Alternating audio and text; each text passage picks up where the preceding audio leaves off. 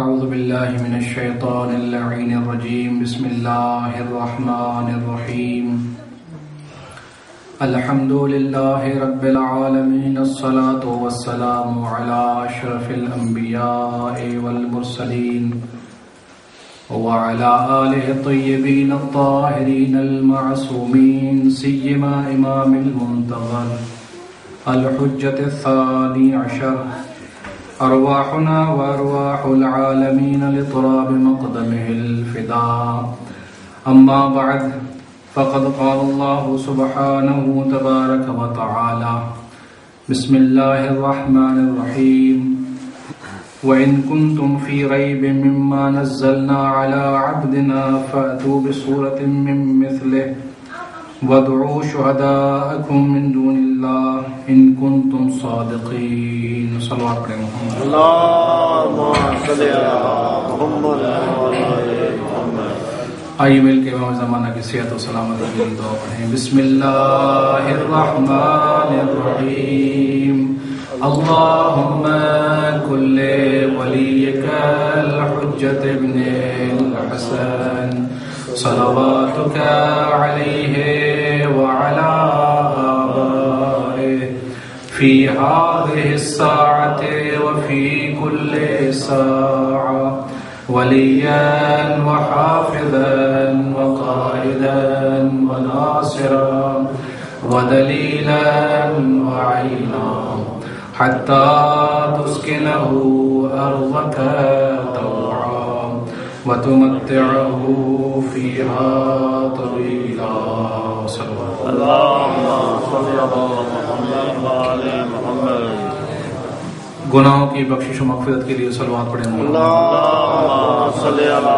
محمد وعلى محمد مجلس کی قبولیت کے لیے باوجود بلند صلوات اللهم صل على محمد وعلى محمد مریضوں کی شفا یابی کے لیے درود پڑھیں اللهم صل على محمد وعلى محمد مومنین کی حاجت روائی کے لیے درود پڑھیں محمد اللهم صل على محمد وعلى محمد امام زمانہ کی رضا و خوشنودی کے لیے درود پڑھیں اللهم صل على آپ سے گزارش ہے کہ ایک مرتبہ سورہ الحمد اور 3 مرتبہ سورہ اخلاص پڑھ کے مرحوم سورہ علی کے روح کو اصال فرمائیں بسم اللہ الرحمن الرحیم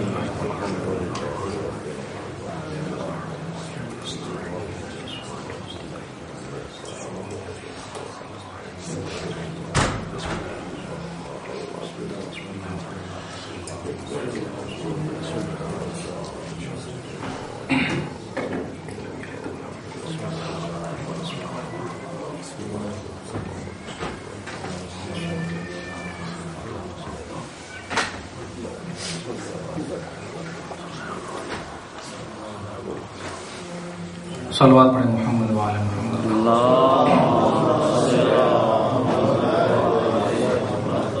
پھر بھی صلوات پڑھیں محمد اللهم صل علی محمد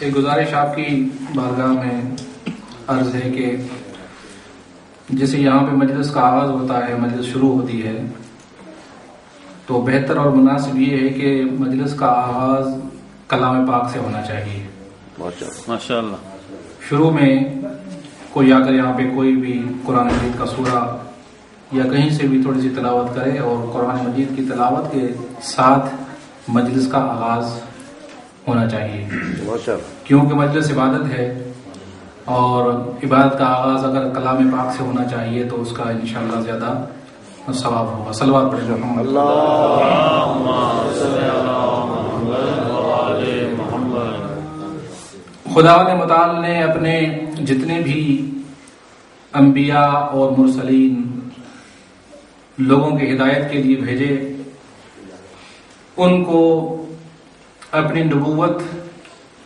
اور اپنی رسالت کے پروف کے طور پر کوئی نہ کوئی معجزہ عطا فرمایا ہر نبی جناب آدم علیہ السلام سے لے کر آخری نبی حضرت محمد صلی اللہ علیہ وآلہ وسلم ہر نبی اپنے زمانے کے لحاظ سے جس زمانے میں جس ٹائم میں وہ اللہ کا نبی بن کر آیا وہ کوئی نہ کوئی میریکل کوئی نہ کوئی معجزہ اپنے ساتھ لے کر آیا تاکہ لوگوں کو اعتماد ہو سکے ان پر اور ان کو اللہ کا نبی اور اللہ کا رسول سمجھیں.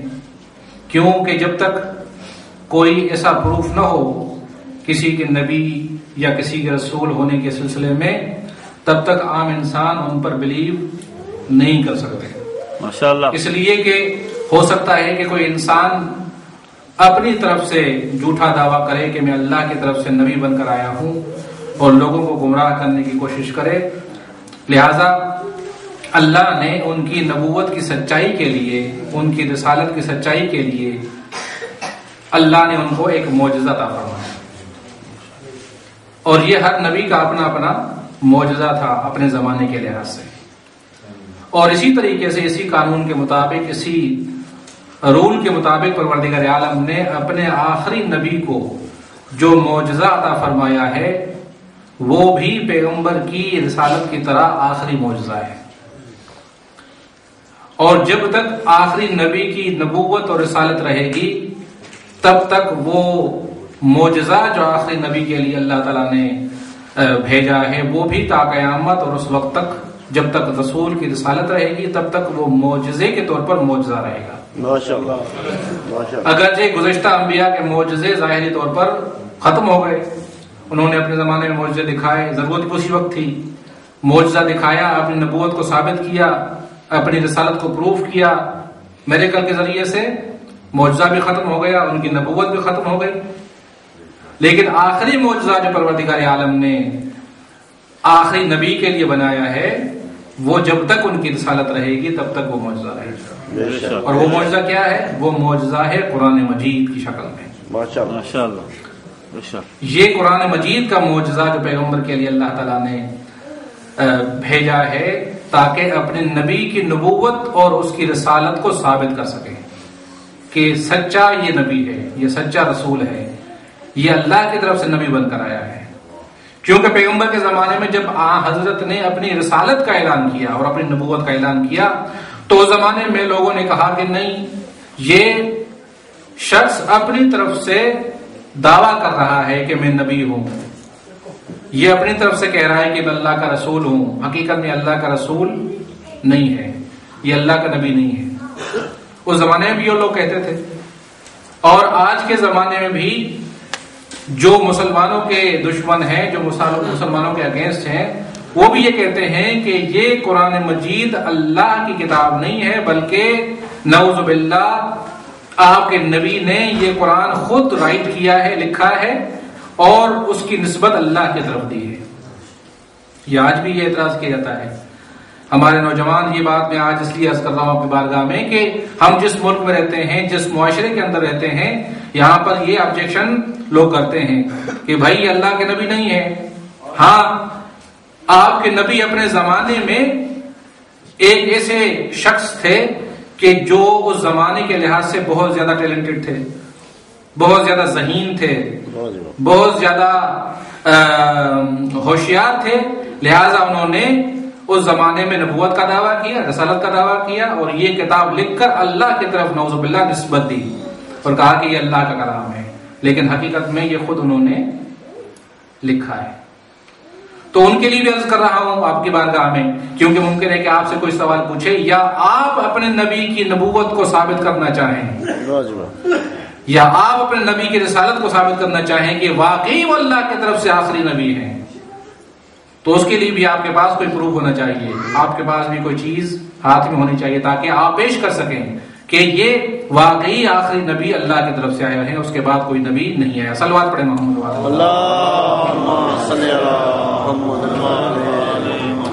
میں ایک آیت آپ کے سامنے عرض کروں کہ جس میں جیسے میں نے اشارہ کیا کہ پیغمبر کے زمانے میں ان کے ٹائم میں لوگ کہتے تھے کہ یہ کلام اللہ کا کلام نہیں ہے بلکہ ان کا اپنا کلام ہے.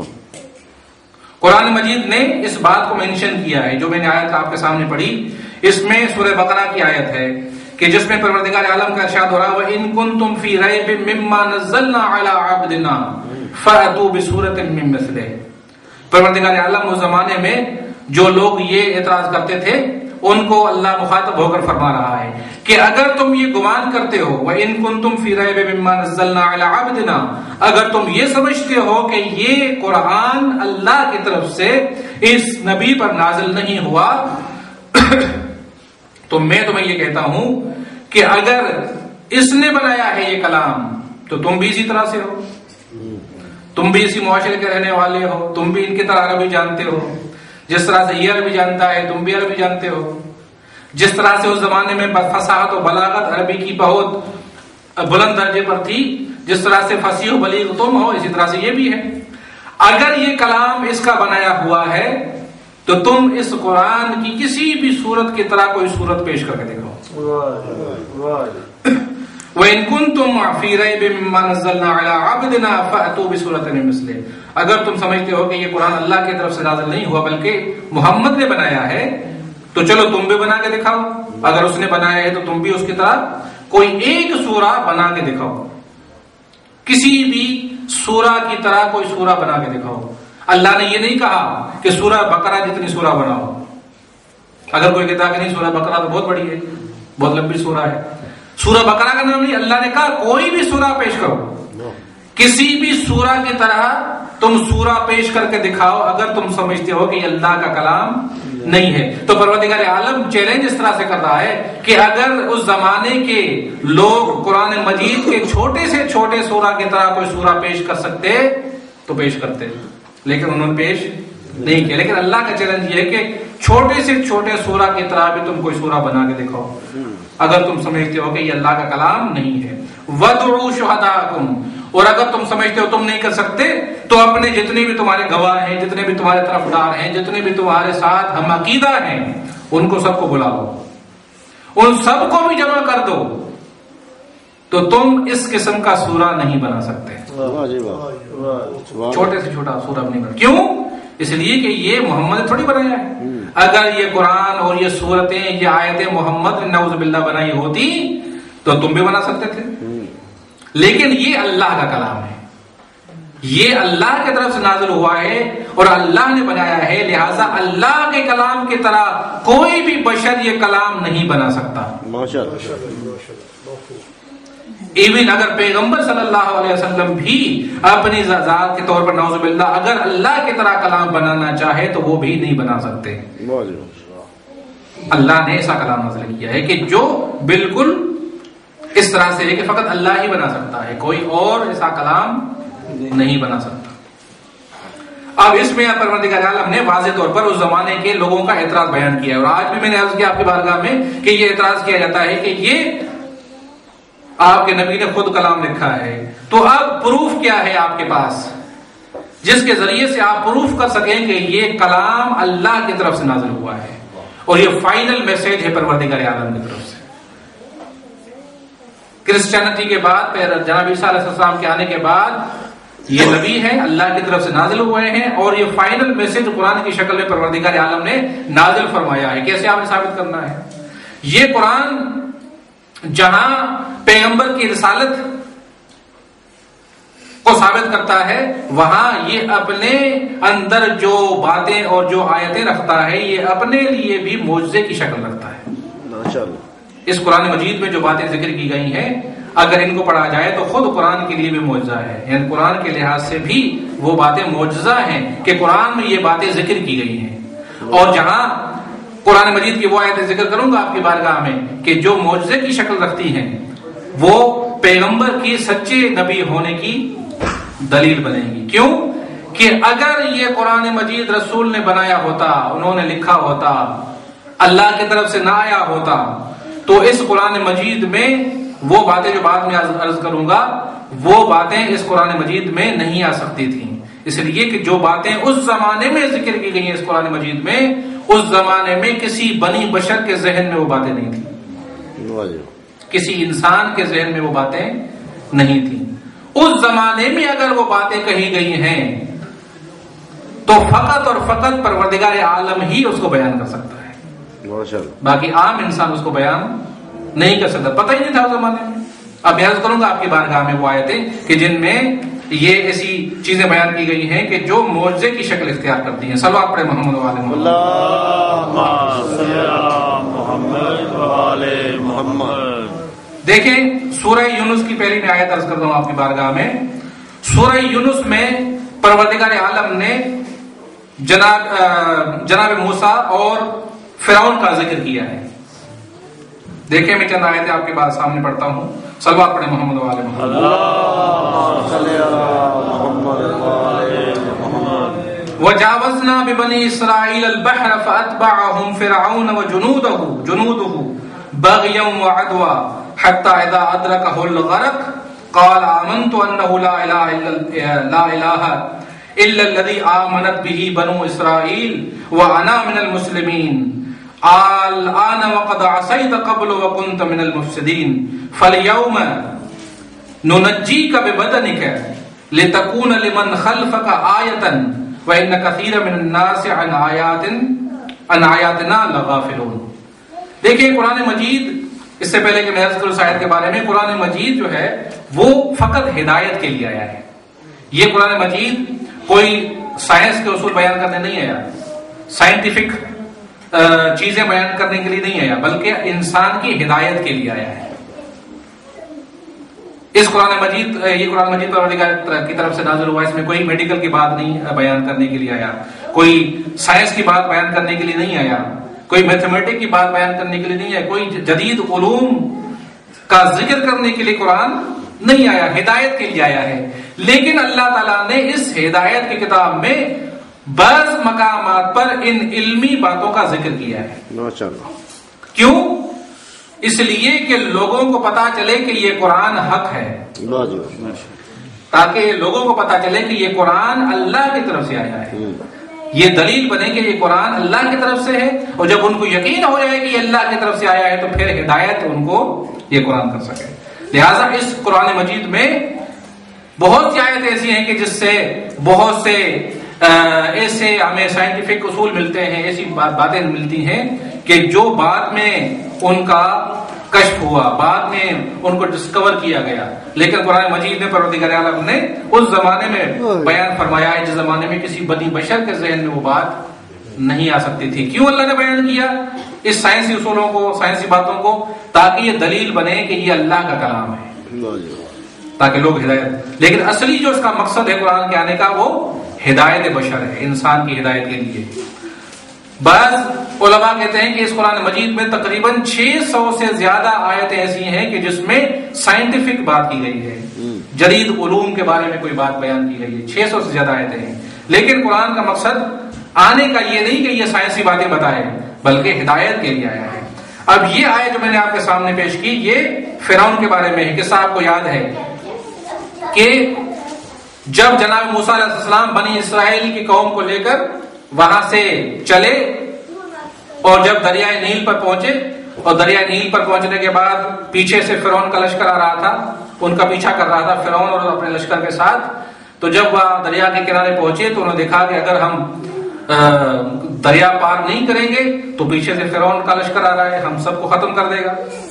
اور دریا کراس کرنے کے لیے کوئی چیز موجود نہیں تھی، اتنی قوم کو کوئی چیز اس طرح سے ان کو ادھر لے جائے، کشتیاں موجود نہیں تھی. تو وہاں پر جناب موسیٰ کا معجزہ مشہور معروف ہے کہ جناب موسیٰ علیہ السلام نے اپنی عصا کے ذریعے سے دریا میں راستہ بنایا، اور راستہ جب بن گیا تو قوم جناب موسیٰ علیہ السلام کی اس راستے کے ذریعے سے گزر کر دریائے نیل کے اس طرف چلی گئی. اور جب پیچھے سے فرعون اور اس کا لشکر آیا تو انہوں نے دیکھا کہ راستہ بنا ہوا ہے، ان کو بھی تعجب ہوا. لیکن بہرحال وہ پورا لشکر جب دریائے نیل میں گھسا ہے کراس کرنے کے لیے، تو جیسے پورا لشکر دریا کے اندر داخل ہوا، پروردگار عالم کے حکم سے وہ پانی دوبارہ مل جاتا ہے اور راستہ ختم ہو جاتا ہے. اس کا ذکر پروردگار عالم نے اس قرآن مجید میں کیا ہے. دیکھیں اللہ کیا فرماتا ہے، توجہ چاہوں گا. وجاوزنا ببنی اسرائیل، ہم نے بنی اسرائیل کو دریا پار کروایا. اللہ کا معجزہ تھا، اپنے نبی کے ذریعے سے معجزہ کرو دکھا کے ان کو پار کروایا. فَأَتْبَعَهُمْ فِرْعَوْنُ وَجُنُودُهُ بَغْيًا وَعَدْوًا، جب انہوں نے دریا پار کر لیا تو فرعون اور اس کا لشکر جو ان کو اذیت پہنچانے کے لیے، ظلم کرنے کے لیے پیچھے سے آ رہا تھا، وہ بھی آن پہنچا. حتی اذا ادرکہ الغرق، جب وہ داخل ہوئے دریا کے اندر اور پانی مل گیا تو وہ غرق ہونا شروع ہو گئے. قال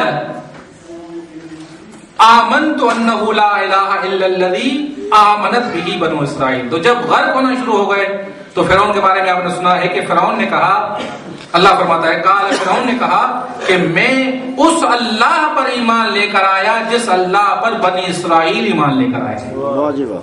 کب کہا یہ فرعون نے؟ جب غرق ہونا شروع ہوا. کیوں کہ جب انسان، دیکھیں اللہ تعالیٰ قرآن مجید میں فرماتا ہے کہ ہر انسان کو توحید کی فطرت پر اللہ نے خلق فرمایا ہے. جتنے بھی انسان ہیں کائنات کے اندر، جتنے بھی لوگ ہیں جو اللہ کو مانتے ہیں، وہ بھی جو اللہ کو نہیں مانتے، اللہ کے مخالف ہیں، ایتھیسٹ ہیں، اللہ کے اوپر ان کا کوئی بلیو نہیں، کہتے ہیں کہ کچھ بھی نہیں، اللہ ہے ہی نہیں، یہ خود بخود کائنات بنی ہے. اللہ نے ان کے فطرت کے اندر بھی توحید رکھا ہے، ان کی فطرت کے اندر، ان کے روح کے اندر توحید پوشیدہ ہے. تو یہ توحید پوشیدہ جو انسان کے وجود کے اندر ہے، جب انسان مختلف تکلیفوں میں اور مختلف مصیبتوں میں گرفتار ہوتا ہے تو وہ توحید باہر نکل آتی ہے. تو فرعون بھی اسی طرح سے تھا. فرعون جہاں اپنے آپ کو رب کہتا تھا تو وہ رب کرنے والا، دعویٰ کرنے والا، جب اپنے آپ کو غرق ہوتے ہوئے دیکھا تو وہاں پہ کہتا ہے کہ میں اس اللہ پر ایمان لے کر آیا جس پر بنی اسرائیل ایمان لے کر آئے. یہ دیکھو فطرت توحید جو اس کے اندر موجود تھی وہ بھی باہر نکل کے آ گئی. وَأَنَا مِنَ الْمُسْلِمِينَ، اور کہتا ہے کہ میں اللہ کے فرما برداروں میں سے ہوں، میں بھی مسلمانوں میں شامل، میں بھی اللہ پر ایمان لانے والوں میں سے ہوں. جب اس نے یہ کہا تو اللہ کی طرف سے آواز دی الآن، کہا کہ اللہ نے فرمایا کہ تو اب ایمان لے کر آیا ہے، جب تو ڈوبنے لگا ہے، جب نے اپنی موت کو اپنی آنکھوں کے سامنے دیکھا ہے، اب تم ایمان لے کر آیا ہے. اور اس قسم کا ایمان انسان کے لیے فائدہ مند نہیں ہوتا. انسان کو جب موت آ جائے، موت قریب ہو، موت دیکھ رہا ہو، اب مرنے کا وقت ہے، اب موت آ جائے گی، اس وقت اگر انسان ایمان لے کر آئے اور توبہ کر لے تو اللہ تعالیٰ اس توبہ کو قبول نہیں کرتا. کیونکہ یہ جو توبہ ہوگی، یہ جو ایمان ہوگا، یہ اپنے دل سے نہیں ہے، یہ ڈر کی وجہ سے ہے، یہ خوف کی وجہ سے. لہٰذا اللہ وہ ایمان قبول نہیں کرتا، اللہ وہ توبہ قبول نہیں کرتا. تو فرعون نے کیونکہ ایمان اس وقت لے کر آیا تھا جب اپنے آپ کو مرتے ہوئے دیکھ رہا تھا، غرق ہوتے دیکھ رہا تھا. کہا کہ پروردگار میں ایمان لے کر آیا اور میں مسلمانوں سے ہوں. تو اللہ نے کہا کہ اب تو ایمان لایا ہے، وَقَدْ عَصَيْتَ قَبْلُ، اور جبکہ تو پہلے گناہ گاروں میں سے تھا، پہلے تو گناہ کرتا تھا، نافرمانی کرتا تھا، اور اب تو ایمان لے کر آیا ہے جب موت کو دیکھ رہا ہے. وَكُنْتَ مِنَ الْمُفْسِدِينَ، اور تو پہلے فساد کرنے والوں میں سے تھا، ظلم کرنے والوں میں سے تھا. اب یہاں پر اللہ نے ذکر کیا اس بات کو. اب یہ نقطہ ہے وہ اعجاز کا، قرآن مجید کے اعجاز کا. فَالْيَوْمَ نُنَجِّيكَ بِبَدَنِكَ، پروردگار فرماتا ہے کہ آج ہم تمہارے بدن کو نجات دیں گے، آج ہم تمہارے بدن کو نجات دیں گے. لِتَكُونَ لِمَنْ خَلْفَكَ آیَةً، تاکہ تمہارے بعد جو لوگ آئیں گے ان کے لیے تمہارا بدن نشانی بنے. اللہ کیا فرماتا ہے قرآن مجید اس میں کہ ہم تمہارے بدن کو مار دیں گے، تمہیں غرق کر دیں گے، لیکن تمہارے بدن کو ہم بچائیں گے، تمہارے بدن کو، تمہاری باڈی کو ہم پرزرو کریں گے، بچائیں گے، تاکہ بعد میں جو لوگ آنے والے ہیں ان کے لیے تمہارا وجود، تمہاری باڈی عبرت بن سکے، آیت بن سکے، نشانی بن سکے، ان کے لیے سبق بن سکے. کہ جو اپنے آپ کو کہتا تھا میں تمہارا رب العالی ہوں، میں تمہارا پروردگار ہوں، اس کا حال کیا ہوا جس نے اتنا تکبر کیا. اللہ نے فرمایا اس آیت سورہ یونس کی آیت ہے کہ ہم نے تمہارے بدن کو محفوظ کیا. اب دیکھیں یہ کب کا واقعہ ہے؟ یہ تقریباً 3000 سال پہلے کا ہے. 3000 سال پہلے، 3000 years ago جب موسیٰ علیہ السلام تھے اور یہ واقعہ پیش آیا تو اس وقت اللہ نے اس کے جسم کے بارے میں فرمایا کہ ہم نے تمہارے جسم کو محفوظ کیا. اب یہ آیت قرآن مجید میں نازل ہوئی ہے پیغمبر کے زمانے میں کہ جو نبی مدینے میں رہتا ہے، مکے میں رہتا ہے، اور اس کے بعد مدینے میں رہنا شروع کرے، یعنی جزیرۃ العرب میں ایک شخص رہنے والا ہے. ان سے پہلے 2000 سال یا 1500 سال پہلے یہ واقعہ ہوا ہے، اور یہ واقعہ ہونے کے بعد کسی کو پتا نہیں کہ فرعون کا بدن کہاں پر ہے اور فرعون کا بدن محفوظ کیسے ہے، کسی کو نہیں علم ہے۔ یہ فرعون کا، فیرو کا جو باڈی ہے، آج آپ لنڈن کے میوزیم میں چلے جائیں یا کائرو کے میوزیم میں چلے جائیں، وہاں پہ آپ کو یہ فرعون کی باڈی ملے گی اور آپ دیکھیں گے کہ وہ اس کا بدن اپنی محفوظ حالت میں موجود ہے۔ اور اللہ کہتا ہے کہ ہم تمہارے بدن کو محفوظ رکھیں گے تاکہ تمہارے بعد آنے والے لوگ تمہارے بدن کو دیکھ کر عبرت حاصل کر سکیں۔ اور پروردگار عالم نے آج تک اس کے بدن کو محفوظ رکھا ہے، اور آج بھی انسان جا کر دیکھ سکتے ہیں اس کی باڈی کو، تصویریں دیکھ سکتے ہیں۔ اور یہ آیت دلیل ہے اس موجودہ فرعون کی باڈی کے سلسلے میں۔ لیکن نقطہ یہ ہے کہ جو لوگ کہتے ہیں کہ یہ قرآن مجید محمد کا لکھا ہوا ہے، اللہ کی طرف سے نازل نہیں ہوا، تو محمد جو مکے میں رہنے والے تھے ان کو کیا پتا کہ اللہ نہیں بلکہ محمد کو کیا پتا کہ یہ فرعون کی کوئی باڈی ہے اور اس کا جسم محفوظ ہے اور اتنے عرصے کے بعد تک محفوظ رہے گا۔ اور آج 1400 سال بعد یہ باڈی کشف ہوتی ہے، ڈسکور ہوتی ہے اور لوگ دیکھتے ہیں کہ بدن موجود ہے۔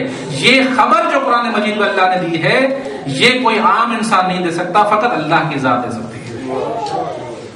تو یہ آیت بھی پیغمبر کے سچے نبی ہونے کے لیے دلیل ہے کہ یہ نبی اپنی طرف سے نہیں کہہ سکتا، اس لیے کہ اس وقت تو یہ بات ہی نہیں تھی، کسی کو پتہ ہی نہیں تھا۔ یہ تو ابھی چند سال، 2 سال پہلے، بلکہ ایک صدی پہلے یہ ڈسکور ہوا ہے اس کی باڈی، اس سے پہلے تو کسی کو علم نہیں تھا۔ ایک عام انسان کس طرح سے یہ خبر دے سکتا ہے؟ تو یہ ایک آیت ہے جس میں پروردگار عالم نے پیغمبر کی نبوت کی سچائی کے لیے یہ خبر رکھی تاکہ لوگوں کو بعد میں پتہ چلے کہ یہ اللہ کے علاوہ کوئی بتا نہیں سکتا۔ صلوات پڑھیں محمد والے اللہم صلی علی محمد وعلی محمد۔ ایک دوسرا قانون جو پروردگار عالم نے قرآن مجید میں فرمایا ہے وہ یہ سورہ طٰہٰ میں ذکر ہو رہا ہے، سورہ طٰہٰ کی 53 آیت، الذی جعل الارض مہادا، وہ پروردگار جس نے تمہارے لیے زمین کو گہوارہ بنایا ہے۔ وہ اللہ جس نے تمہارے لیے زمین کو گہوارہ بنایا ہے۔ گہوارہ کس کو کہتے ہیں پنجابی میں؟ جھولا، جھولے کو گہوارہ کہا جاتا ہے۔ سورہ طٰہٰ کی آیت میں پروردگار فرماتا ہے کہ زمین تمہارے لیے گہوارہ ہے۔ گہوارہ کیا ہوتا ہے؟ جب انسان پینگے میں یا گہوارے میں سوتا ہے تو وہ جھولتا ہے، جھولا جھولتا ہے، موو کرتا ہے۔ تو پروردگار عالم نے 1400 سال پہلے قرآن مجید میں فرمایا کہ زمین تمہارے لیے جھولا ہے، گہوارہ ہے۔ اور اس زمانے میں لوگوں کا عقیدہ یہ تھا، یا اس وقت میں جو بھی علم تھا اس علم کے مطابق لوگوں کا نظریہ یہ تھا کہ زمین ایک جگہ پر ساکن ہے اور سورج اس کے ارد گرد گھوم رہا ہے۔ 1400 سال پہلے یہ نظریہ تھا کہ زمین ایک جگہ پر ساکت ہے، کھڑی ہے ایک جگہ پر، اس میں موومنٹ نہیں ہے، بلکہ سورج ہے جو اس کے ارد گرد موومنٹ کر رہا ہے اور اس میں حرکت ہو رہی ہے۔ اس زمانے میں پروردگار عالم کہتا ہے کہ ہم نے زمین کو تمہارے لیے جھولا بنایا ہے۔ اور جھولا کیوں کہا اللہ نے؟ تشبیہ دینا چاہیے کہ زمین حقیقت میں حرکت کرتی ہے، زمین موو کرتی ہے۔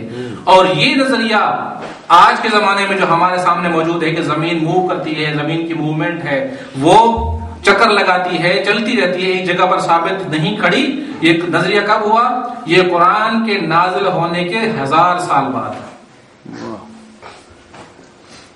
گالیلے نے یہ نظریہ دیا تھا کہ زمین ایک جگہ پر کھڑی نہیں بلکہ زمین موومنٹ کر رہی ہے۔ کب دیا تھا؟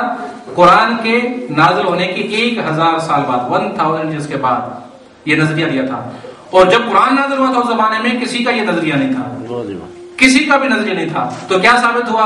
اس سے ثابت یہ ہوا کہ یہ قرآن مجید محمد نے خود نہیں لکھا بلکہ اللہ نے یہ قرآن نازل کیا ہے۔ اگر محمد نے خود لکھا ہوتا تو اس زمانے کے نالج کے لحاظ سے لکھتا، جو اس وقت نالج موجود تھی، جو نظریہ موجود تھا، جو عقیدہ موجود تھا، اس کے لحاظ سے ہوتا۔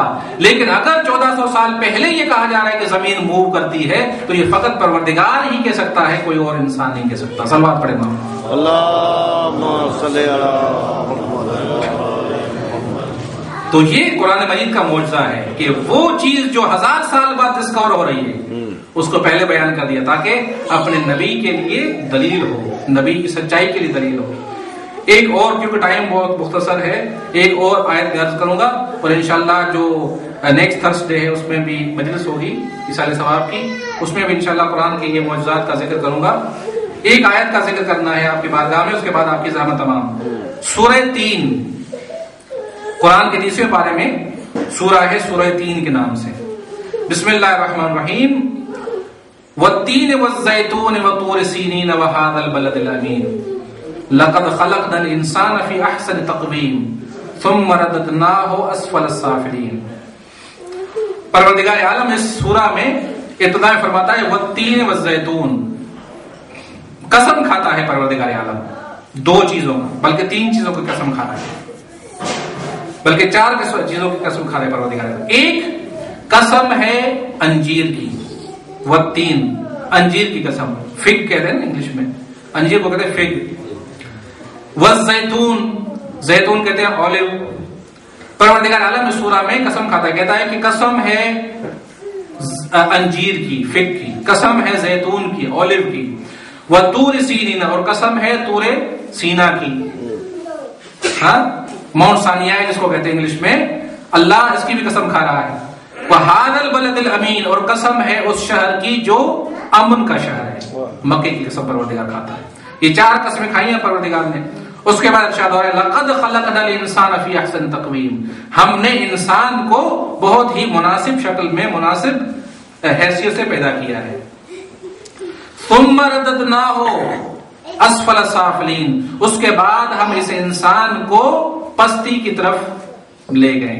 یعنی پروردگار اللہ ارشاد فرمانا چاہتا ہے کہ اب جب انسان کو ہم نے ایک صحیح قامت اور صحیح شکل و صورت پیدا کیا ہے تو یہ انسان آہستہ آہستہ پستی کی طرف جائے گا، یعنی بڑھاپے کی طرف آہستہ آہستہ یہ انسان جاتا ہے۔ اللہ نے یہ سسٹم بنایا ہے کہ پہلے انسان بچہ ہے، پھر ترقی کرتا ہے، اس میں امپرومنٹ ہوتی ہے، نوجوان ہوتا ہے، پھر جوان ہوتا ہے، پھر جوان ہونے کے بعد پھر بڑھاپے کی طرف آتا ہے، یعنی پھر پستی کی طرف جاتا ہے۔ تو پروردگار عالم نے اس آیت میں یہ قسم کھائی ہے۔ تو اب قابل غور بات یہ ہے کہ 2008 میں جاپان میں ایک گروپ تھا، ریسرچر گروپ، ریسرچ کرنے والا، انہوں نے ایک ریسرچ کی اور اس ریسرچ کرنے کا والا جو گروپ کا چیئرمین تھا وہ بعد میں مسلمان ہو گیا۔ اس ریسرچ کے بعد اسلام قبول کر لیا اس نے۔ کیسے؟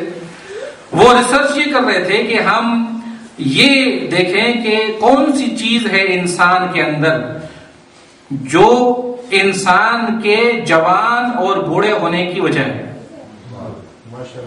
انسان بوڑھا کیوں ہوتا ہے، انسان جوان کیوں ہوتا ہے، وہ کون سی چیز ہے انسان کے اندر، فزیکلی کوئی چیز ہوتی ہوگی ظاہر ہے کہ انسان کے اندر وہ کون سی چیز ہے کہ جس کی وجہ سے انسان میں بڑھاپا آتا ہے۔ تو انہوں نے ریسرچ کے بعد یہ ڈسکور کیا کہ انسان کے دماغ میں، بلکہ ہر حیوان، ہر اینیمل کے دماغ میں اللہ تعالیٰ نے ایک پروٹین رکھا ہے۔ جب انسان 15 سال کا ہوتا ہے، 15 to 35 ایئرس بٹوین اس ٹائم کے، یہ پروٹین انسان کے دماغ سے زیادہ نکلتا ہے، اور 35 ایئرس کے بعد یہ پروٹین نکلنا آہستہ آہستہ کم ہو جاتا ہے۔ تو انہوں نے اندازہ لگایا، انہوں نے یہ ریسرچ کی کہ یہ پروٹین جو انسان کے دماغ سے نکلتا ہے، اگر یہ انسان کے دماغ میں نکلتا رہے تو انسان جوان رہے گا اور بعد دیر سے بوڑھا ہوگا، اور جیسے ہی پروٹین کم ہو جائے گا انسان آہستہ آہستہ بوڑھا ہوتا جائے گا۔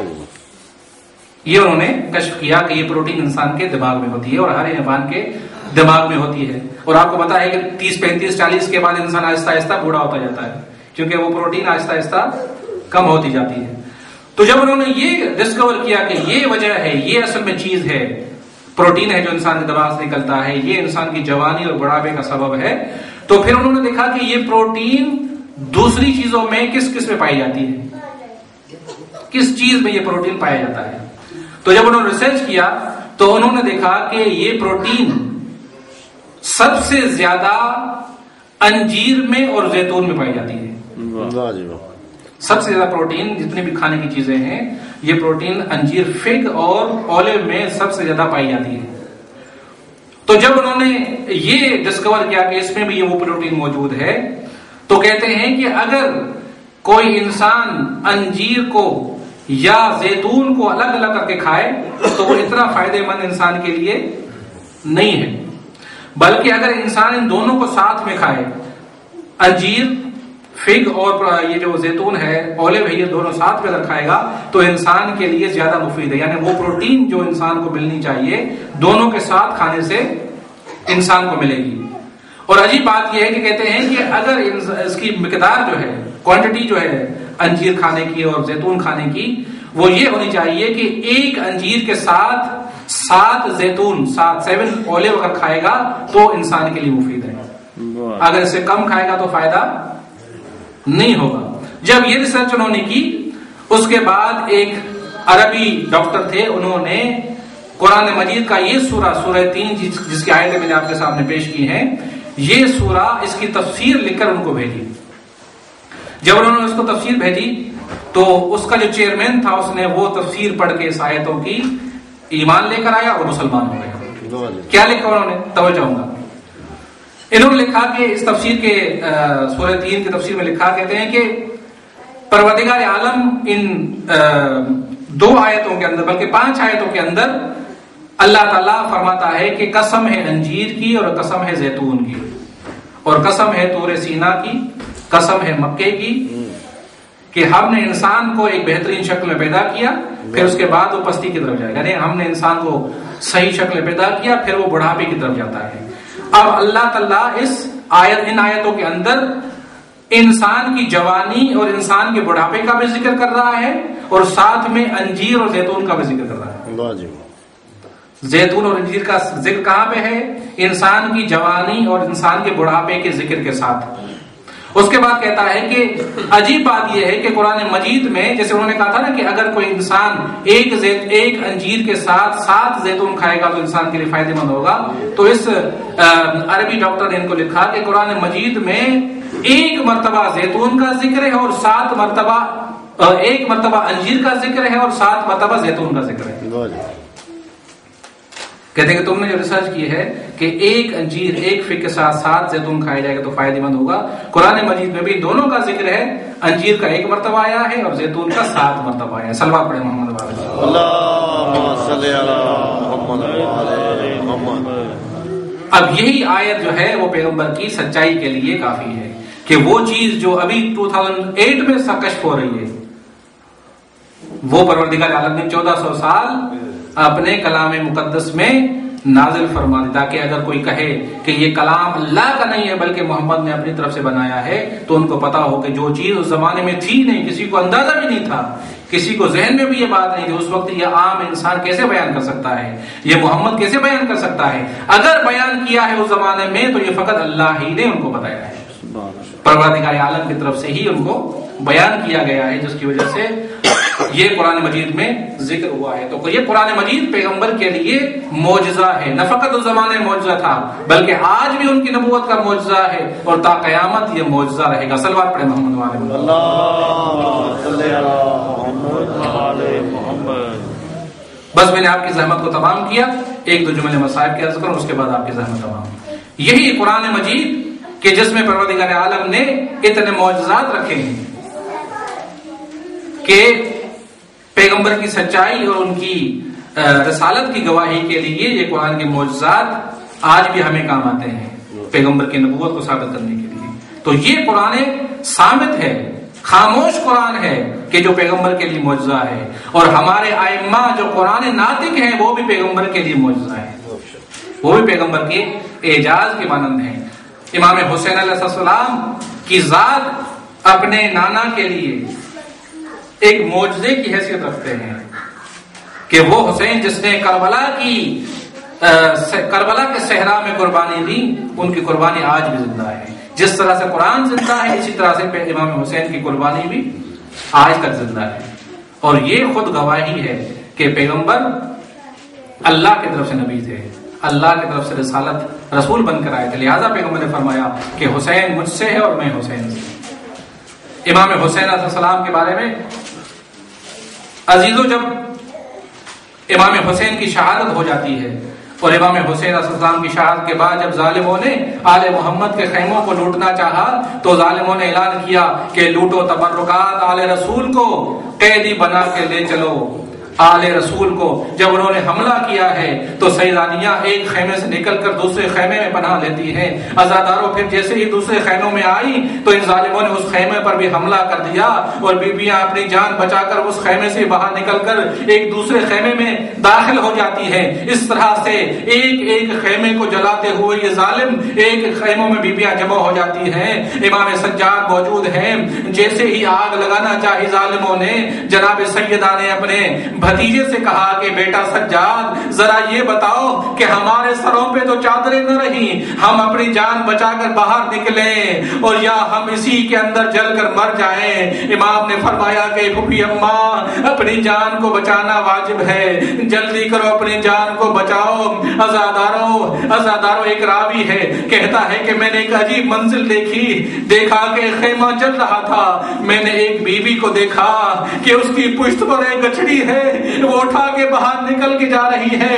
میں نے سمجھا کہ یہ بڑی کوئی قیمتی چیز ہے اس بی بی کی جو اس کو اٹھا کے لے جا رہی ہے۔ جیسے میں قریب گیا کیا دیکھا کہ سید سجاد کو اٹھا کر سیدہ زینب ان کی جان بچا کر باہر آ رہی ہے۔ عزاداروں یہ ظلم ہوا۔ اس کے بعد جناب فاطمہ صغرا فرماتی ہے، کہتی ہے کہ جیسے ہی ظالم حملہ کر رہے تھے ایک ظالم نیزہ لے کر میرے پیچھے دوڑا تاکہ میری چادر کو لوٹ سکے۔ عزاداروں سے سیدانی فرماتی ہے کہ جیسے ہی میں نے ظالم کو دیکھا میں نے دوڑنا شروع کر دیا، وہ پیچھے میرے آتا جاتا نہ رہا، یہاں تک کہ گھوڑے پر تھا، میرے قریب آیا اور میری پشت پر نیزے کا وار کیا، میں منہ کے بل زمین پر گری اور فوراً بے ہوش ہو گئی۔ جب مجھے ہوش آیا دیکھا میرے سر پر چادر نہیں ہے، میرے گوشوارے نہیں ہیں۔ میں نے اپنی پھوپھی اماں کو مخاطب ہو کر کہا، آئے پھوپھی میرے سر پر چادر نہ رہی۔ پھوپھی اماں نے کہا، بیٹی میرا سر بھی ننگا ہے، میرے سر پر بھی چادر نہیں رہی۔ عزاداروں اپنی پھوپھی سے گلے لگ جاتی ہیں۔ عزاداروں آخری بات عرض کروں، ایک ننھی شہزادی ہے جس کے دامن کو آگ لگی ہے، دوڑتی جا رہی ہے، ایک ظالم کو رحم آیا، اس نے کیا کیا، اس بی بی کے پیچھے دوڑنا شروع کر دیا تاکہ اس کے دامن کی آگ کو بجھائے۔ شہزادی نے جب دیکھا کہا کہ ظالم میرے قریب نہ آنا، میں سیدزادی ہوں، مجھے ہاتھ نہ لگانا، مجھے فقط یہ بتا کہ نجف کس طرف ہے۔ تو ظالم نے کہا کہ بیٹی تم نجف کا رخ جان کر کیا کرو گی؟ کہا کہ میں اپنے دادا علی کو بلاؤں گی، ان کو مدد کے لیے بلاؤں گی۔